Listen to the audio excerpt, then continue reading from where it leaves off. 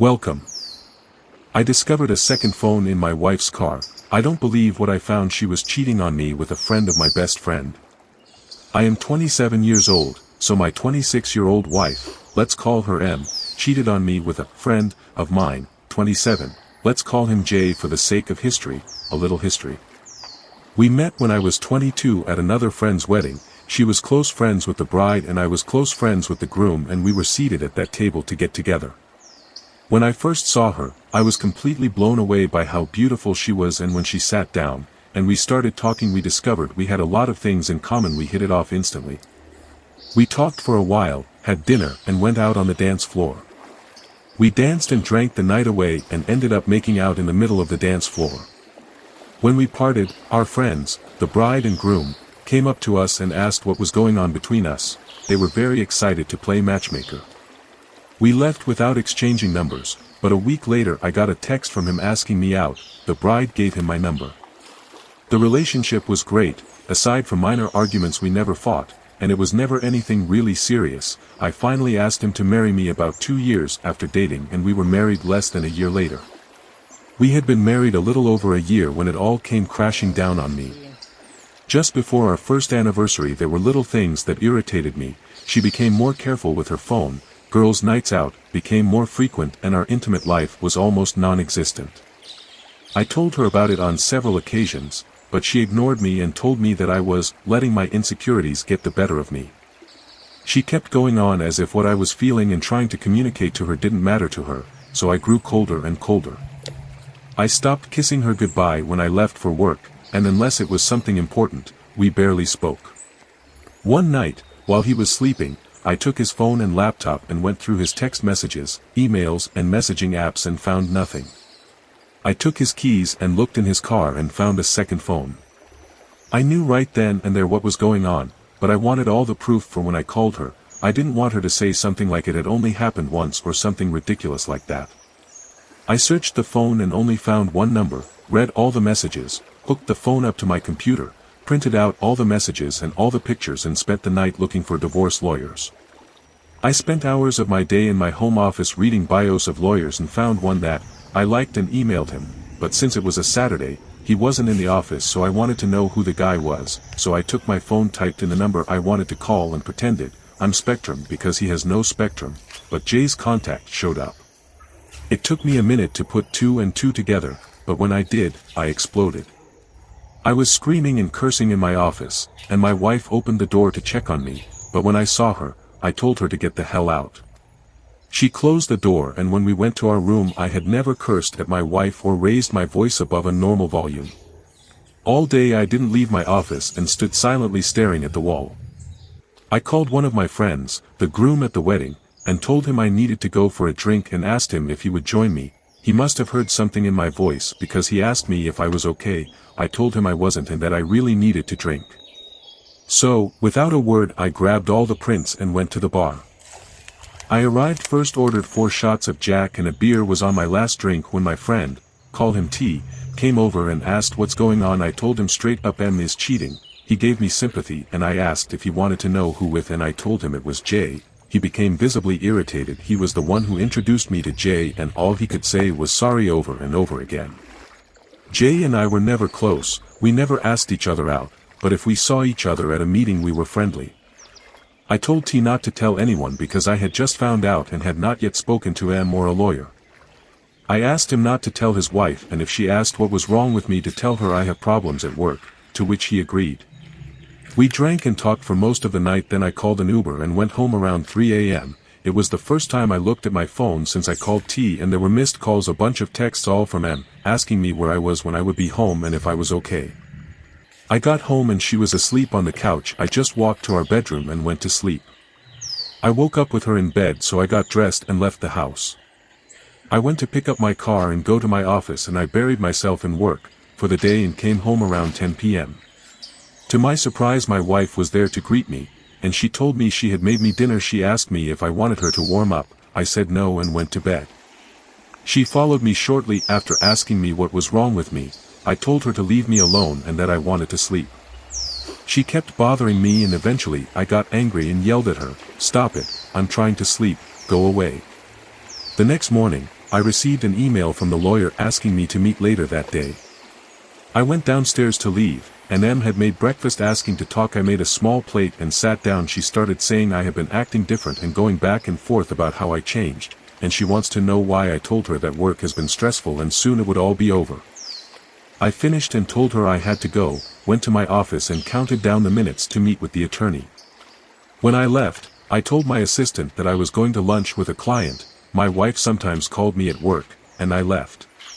The meeting with the lawyer went well and I handed him everything I had gathered about her, and the lawyer said, "Well, I am sorry for everything that is going on, but I am glad you have gathered all this information. You see, we live in a false state, so your wife is not entitled to most of your money." I told him I had not even thought about that. I was just thinking that I need to divorce her as soon as possible.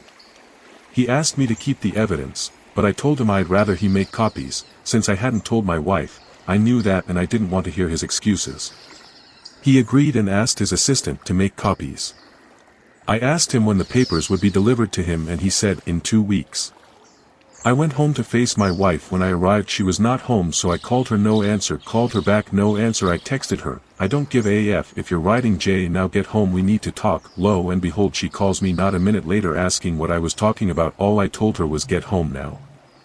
She arrives about 15 minutes later, and I said, "Wow, look at that, 15 minutes, that's about the same distance between here and Jay's, isn't it?" She looked at me dumbfounded. I gave her a minute to pick herself up, but she just looked at me and said, "Well, nothing to say." She tried to deny and gaslight me, and I let her continue on. She worked herself up and started insulting me. I pounded my fist on the table to shut her up, and I pulled out the evidence at first, and showed it from the side and said, "Look at this mountain of things I gathered on you." Then I showed her each print at a time. She then tells me to stop, and started crying. She tried to apologize and tells me she loved me. She told me, "Honey, what happened to that energy I had before? You were so bent on degrading me and insulting me a minute ago."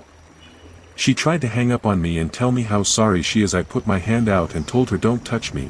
She says, "Well, go to the room and do what I like." I looked her deep in the eyes and told her, "Honey, I will never touch you again. Do you want to know who else has these pictures and messages from my lawyer? I am getting divorced. Now get a bag, pick up your clothes, and get the F out of my house." That was 3 days ago, and I haven't heard from her. Sorry for how long this is and if there are any spelling errors.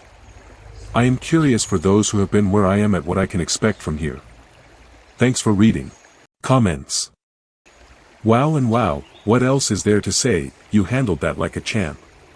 OP, thanks, I appreciate it. Good for you, man, quick and decisive action. Sorry you got caught with another fake POS here, but you'll come out on top in the end. You can always explain, ha. Wait for the begging and crying to continue when she gets the D documents. It didn't mean anything, I don't love him, and other nonsense. Expose her to everyone near and far from her after. Be strong, dude. OP, the thing is, if she was blowing up my phone I could ignore it, but the silence makes me uneasy about what plan this woman is up to. She's not up to anything, she's afraid of what might come. Let the whole world know, and let them know at work too. Let the other POS's fiancé know too.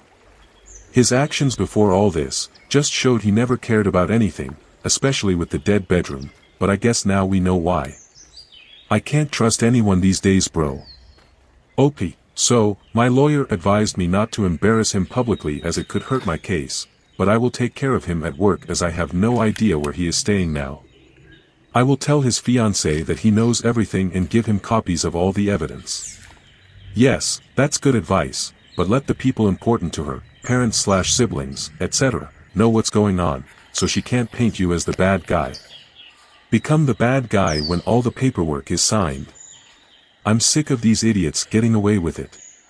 Open. I'll probably text his parents and little sister and give them the subtle hint that he also cheated on other people besides my dad, and some friends, since I don't have anyone close. Oh, after all is said and done, I'm going to make Hiroshima look like his Disneyland. Bravo! You handled it like a champ. Now, first of all, get it out of any and all finances to protect yourself and change the passwords on everything.